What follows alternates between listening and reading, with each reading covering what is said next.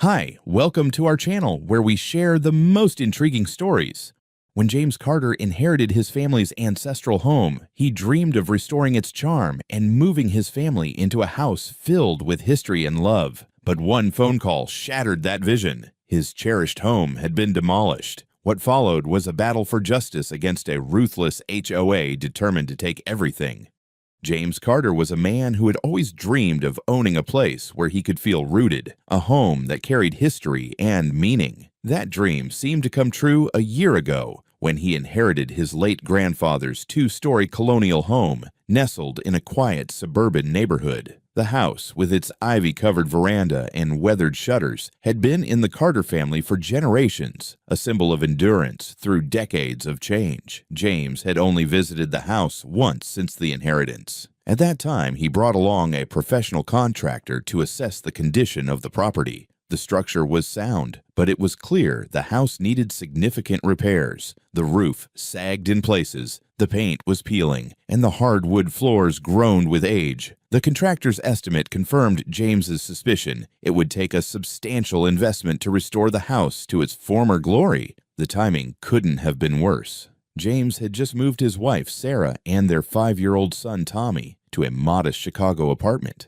His job as a financial analyst was steady but not lucrative, and most of their income went to covering living expenses. Though his heart ached to breathe new life into the family home, James knew he had to be patient. "First, we save," he told Sarah one evening, the house's faded image staring back at him from an old photograph on the coffee table. "Then we'll make it ours." Over the next year, James worked tirelessly, taking on additional projects at work to grow their savings. In the evenings, he often found himself daydreaming about the house. He imagined Tommy playing in the sun-dappled yard and Sarah planting flowers along the driveway, just like his grandmother had done decades ago. The thought of restoring his family's legacy filled him with determination. Finally, after a year of sacrifice and careful planning, the moment arrived. The savings account was ready, and so was James. On a crisp Monday morning, he called the same contractor who had inspected the house a year earlier. They discussed the renovation details, from re-shingling the roof to repairing the porch's wooden banisters. By the end of the call, the contractor had a clear plan and a team scheduled to start work the following day. "Let's make it happen," James said, his voice brimming with excitement as he hung up the phone. That evening, he shared the news with Sarah and Tommy over dinner.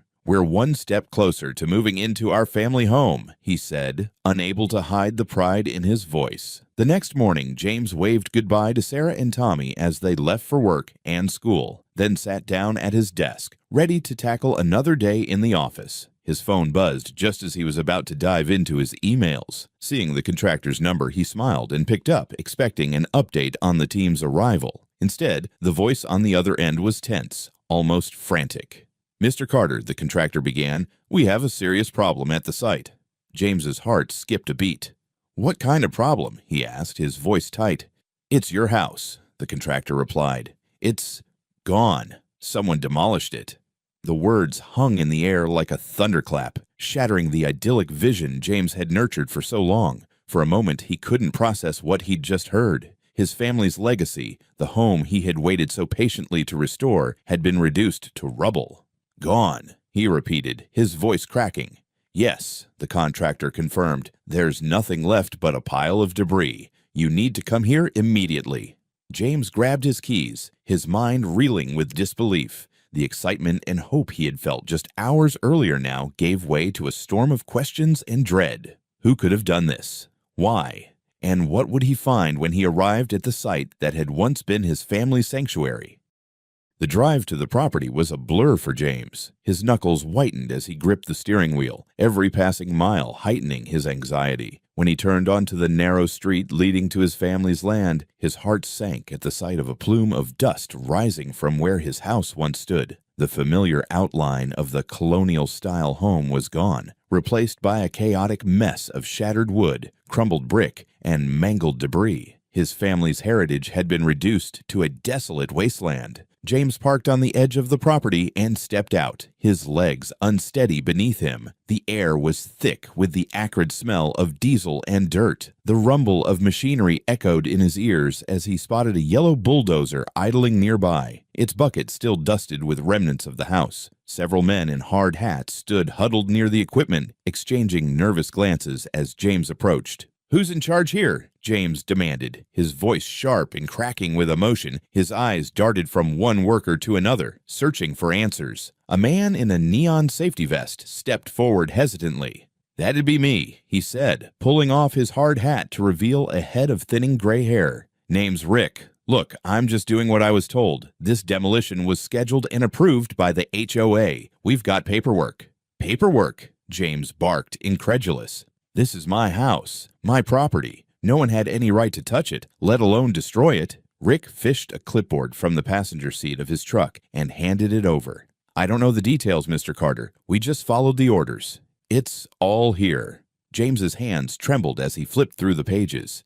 There it was, a supposed authorization for the demolition, bearing his name and a signature he instantly recognized as a forgery. His breath hitched. Someone had stolen his identity and used it to sanction the obliteration of his family's legacy. Before James could respond, a sleek black SUV pulled up, kicking up a fresh cloud of dust. Out stepped a woman in a tailored blazer and sunglasses, exuding an air of authority. Her presence immediately commanded attention. "Mr. Carter, I presume," she said, removing her sunglasses to reveal cold, calculating eyes. "I'm Karen Blaine, president of the newly formed HOA overseeing this neighborhood." James turned toward her, fury flashing in his eyes. "You're responsible for this," he shouted, gesturing to the wreckage behind him. Karen raised an eyebrow, unperturbed by his anger. "The HOA acted within its rights, Mr. Carter. This house was in severe disrepair and didn't meet the aesthetic or safety standards of the community. It was an eyesore and a liability." "This is my property," James roared, taking a step closer. "You had no right to touch it. That house belonged to my family for generations." Karen smirked, holding up a manila folder. "According to these documents, the property was transferred under HOA jurisdiction last year. And," she added, flipping through the papers, "you signed off on the demolition yourself." James snatched the folder from her hands, his mind racing. "This is a forgery," he spat. "I never signed anything." "This is theft." Karen's smirk widened. "If you believe that, I suggest you take it up with our legal team. But I should warn you, Mr. Carter, HOAs have extensive resources, and the courts rarely side with property owners in situations like this." The casual confidence in her tone sent a chill through James. She wasn't just dismissing his outrage. She was daring him to fight back, secure in her belief that she would win. Before he could reply, the rumble of an approaching sheriff's car broke the tension. Sheriff Marcus Clayton, a man with a weathered face and a reputation for fairness, stepped out and surveyed the scene. "Mr. Carter," the sheriff greeted, tipping his hat. "Got your call. What's going on here?" "This," James said, gesturing to the devastation, "was my home. They destroyed it without my consent." Karen stepped forward smoothly. "Sheriff, this was all legally sanctioned by the HOA. We have the documents to prove it." Sheriff Clayton frowned, taking the papers from Karen and skimming them. He glanced at James, then back at the rubble. "I'll need to take a closer look at these and consult with the county records office," he said evenly. "In the meantime, I'm putting a stop to all further activity on this property until we sort this out." Karen's confident facade flickered for a moment before she regained her composure. "Of course, Sheriff," she said, her tone syrupy sweet. "We'll cooperate fully." As the sheriff left, James stood among the ruins, his fists clenched at his sides. The image of his destroyed home burned into his memory. This wasn't just about a house. This was about justice, family, and holding people like Karen accountable. For the first time since arriving, a clear thought crystallized in his mind. He would fight back, no matter the cost. The day after the demolition, James sat in his modest Chicago apartment, his head buried in his hands. The weight of what had happened crushed him. His family's legacy, a home that had stood for generations, was gone. But as the initial shock began to subside, his resolve hardened. Karen Blaine and the HOA had trampled on his rights, and he was determined to fight back. His first call was to Ellen Price, an attorney with a reputation for taking on HOAs and winning. Ellen was a sharp, no-nonsense lawyer known for her tenacity in defending property owners. When James explained the situation, her voice on the other end of the line grew cold and focused. HOAs like this thrive on intimidation and exploiting loopholes, Ellen said. If what you're saying is true, they've crossed multiple legal boundaries. We'll start by verifying the records and proving that the documents they used are fraudulent. The next morning, Ellen and James met in her downtown office, a space lined with thick law books and framed certificates. Ellen spread out the manila folder Karen had provided at the demolition site, along with property deeds and other records James had brought. She scrutinized every detail, her pen tapping rhythmically against her desk. "Here," Ellen said, pointing to the forged signature. "This is where we start. The style of the signature doesn't match the one on your official documents. It's sloppy, and I'll bet we can prove it's a forgery with handwriting analysis. But that's not all. Look at this." She held up another paper, supposedly granting the HOA jurisdiction over James's property. "This claim hinges on a zoning amendment filed 6 months ago. I'll need to dig deeper, but I suspect they manipulated the county zoning office to pull this off. If that's true, we're dealing with more than just forgery. This could be criminal fraud." James nodded grimly. "They didn't just take my house, they took my family's history. That property was everything to us." Ellen's expression softened slightly. "We'll make them pay for this, James, but first, we need more evidence." The following days were a whirlwind of activity. Ellen filed a formal complaint with the county clerk's office, requesting access to zoning changes, title transfers, and any communications involving the HOA. At the same time, James began gathering everything he could to strengthen his case. He unearthed family photographs showing the home in its former glory, receipts from property taxes he had paid since inheriting the house, and even the inspection report from his initial visit with the contractor. As Ellen worked through the legal labyrinth, James decided to confront Karen directly. He arrived unannounced at the HOA office, a gleaming building that stood in stark contrast to the ruins of his family home. Karen was sitting behind a polished oak desk, her manicured fingers tapping away at a keyboard. "Mr. Carter," she said with a thin smile, barely glancing up. "I assume you're here to drop this futile charade." James's jaw tightened. "I'm here to tell you that I'm not backing down. I've hired a lawyer, and we're going to prove you fabricated the documents. You destroyed my house. You'll pay for this." Karen leaned back in her chair, her smile turning into a smirk. "You're welcome to try, but I hope you understand that HOAs have resources, deep resources. Fighting us won't be easy. And even if you win, what's your end game? You can't rebuild the past, Mr. Carter." Her words stung, but James refused to show it. He leaned forward, his voice steady. "You think this is just about the house? This is about justice. It's about stopping you from doing this to anyone else." Karen's smirk faltered for a moment before she recovered. "Good luck," she said coldly. Outside, James clenched his fists, rage boiling beneath his surface. He knew Karen's confidence wasn't just arrogance. She truly believed she was untouchable. But Ellen's call later that day brought a glimmer of hope. "We've got something," Ellen said. "There's a trail of emails between Karen and a contact at the county zoning office. They discuss the timely inclusion of your property into HOA boundaries right around the time you inherited it. This isn't just a civil matter, James. This is criminal." Hearing those words, James felt the first stirrings of vindication. It wouldn't bring his house back, but it was a step toward justice. He knew the fight would be long and grueling, but for the first time since the demolition, he believed it was a fight he could win. As the investigation deepened, the scale of the HOA's manipulation began to emerge. Ellen's team unearthed a web of deceit that spanned beyond James's case. Documents from the county zoning office revealed that Karen Blaine had been working closely with a corrupt official to alter property boundaries. James's land had been falsely absorbed into the HOA's jurisdiction under a zoning amendment passed 6 months after his grandfather's death, during the fragile transition of ownership. But the most damning evidence came in the form of emails. Ellen handed James a printed chain of correspondence, her expression grim. "Karen didn't just forge your signature. She coordinated this entire scheme, knowing you weren't paying close attention to the property. Listen to this," she said, reading aloud. "Carter's place is low-hanging fruit," Karen wrote to her contact in the zoning office. The family hasn't been around in months, and it's a perfect site for our new community center. Push the paperwork through. I'll handle the fallout later." James felt his blood boil as he read the words. Karen hadn't just targeted his property. She had coldly calculated every move, banking on his distance and distraction to get away with it. Meanwhile, the HOA launched a counteroffensive. A week after Ellen submitted her findings to the county prosecutor, James received a formal notice accusing him of neglecting his property and violating community standards. The notice cited everything from overgrown grass to unsafe structures as justification for HOA intervention. "This is absurd," James said, pacing Ellen's office. The house wasn't unsafe. It was in the middle of a planned renovation. "They're trying to discredit you," Ellen said calmly.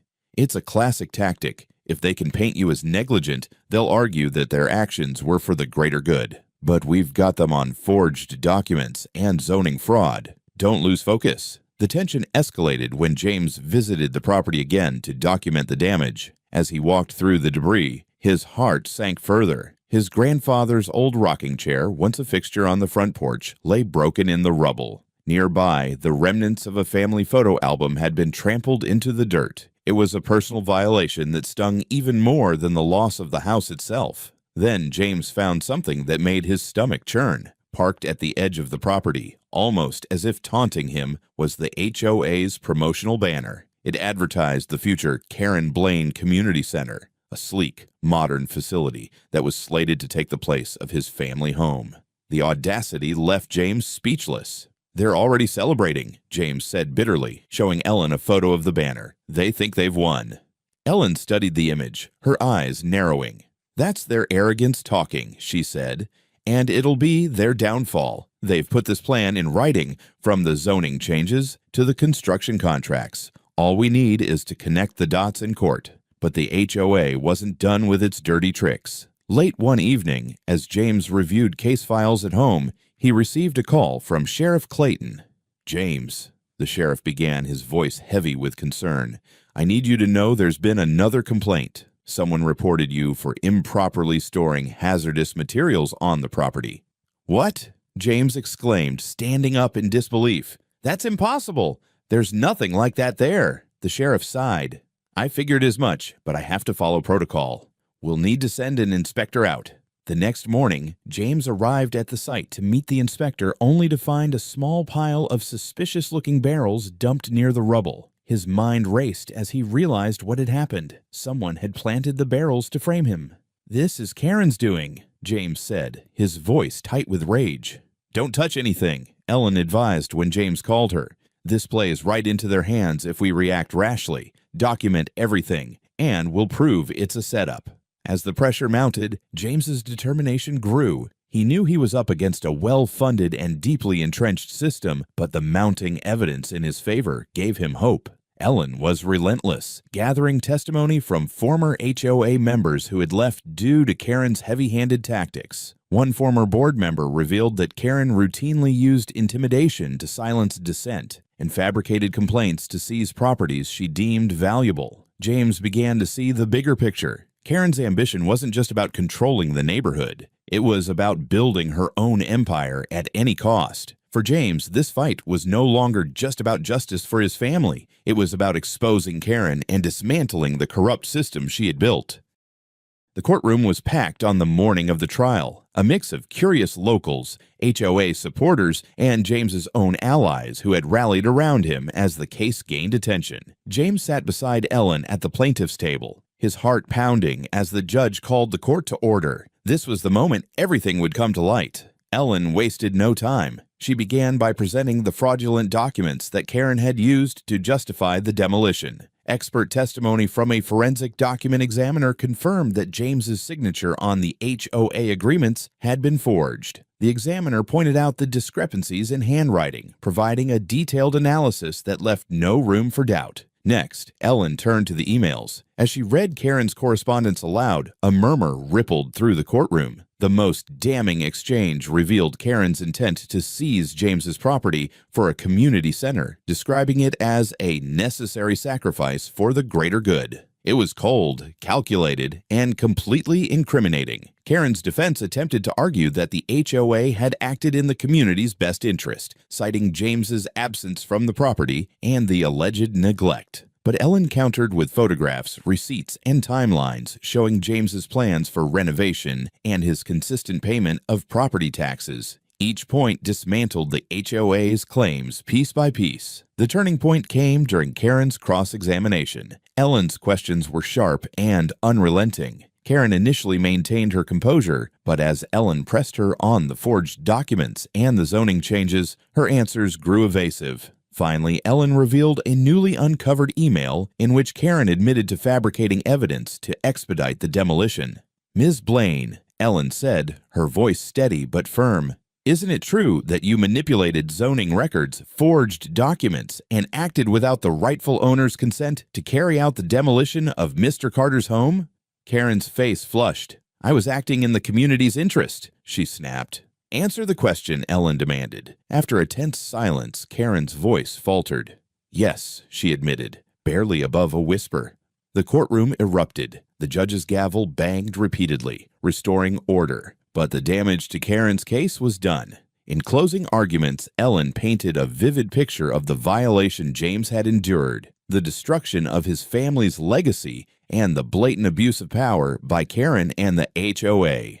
When the jury retired to deliberate, the room buzzed with anticipation. It didn't take long. Within an hour, the jury returned with a unanimous verdict in James's favor. Karen was found guilty of fraud, forgery, and trespass. The HOA was held liable for damages, and the judge issued a scathing rebuke of their actions, warning that their abuse of power would not be tolerated. Karen's downfall was cemented as the judge ordered her arrest on criminal charges. As she was led out of the courtroom in handcuffs, James felt a surge of relief. Justice had been served, but the fight had taken a toll. Still, he knew this victory was bigger than just his home. It was a message that no one was above the law.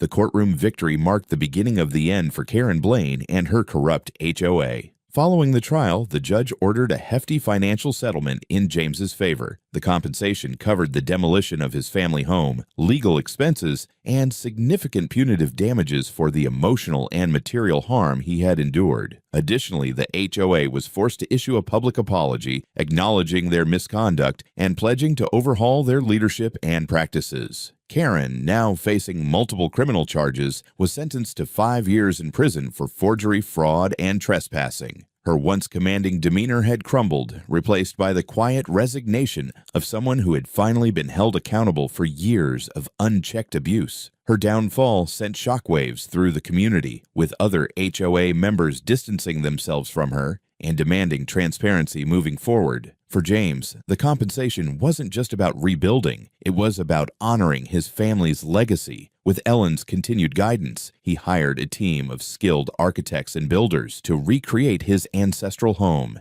Every detail, from the hand-carved banisters to the ivy-covered veranda, was restored with painstaking care. The project became a labor of love, a tribute to his grandfather and the generations who had called the house home. James also planted a new garden, filling it with saplings and flowers his grandmother once tended. Among them stood a young oak tree, a replacement for the one that had been destroyed during the demolition. To him, it symbolized resilience and new beginnings. When the house was complete, James invited Sarah and Tommy to see their future home. Tommy raced through the halls, his laughter echoing in the freshly painted rooms, while Sarah stood in awe, tears in her eyes. "It's beautiful," she whispered, wrapping her arms around James.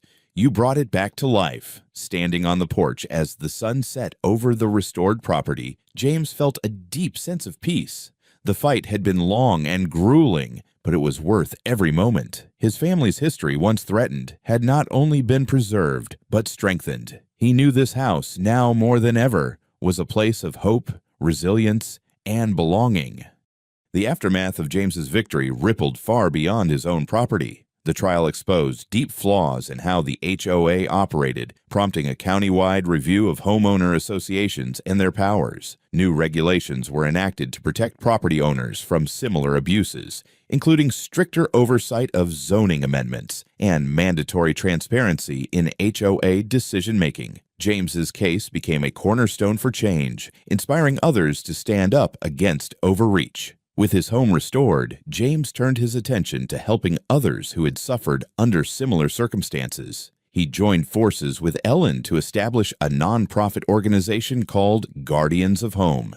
Dedicated to defending homeowners from exploitation, their mission was clear: to educate property owners on their rights and provide legal support for those in need. Locally, the HOA underwent a complete restructuring. Karen's replacement, a soft-spoken but earnest leader, pledged to rebuild trust with the community. The newly elected board focused on collaboration rather than control, and the neighborhood began to heal from the scars of Karen's reign. For James, life on his restored property was a balance of reflection and forward momentum. He often found himself walking the grounds, planting new seeds in the garden, or sitting under the young oak tree he had planted, a symbol of renewal. The laughter of Sarah and Tommy echoed through the halls of the home, a sound that reminded him of why he had fought so hard. James's story became a testament to resilience and justice. His victory wasn't just for his family, it was for everyone who had ever been told they were powerless. Through his perseverance, he proved that even the mightiest systems could be challenged and reformed, one determined step at a time.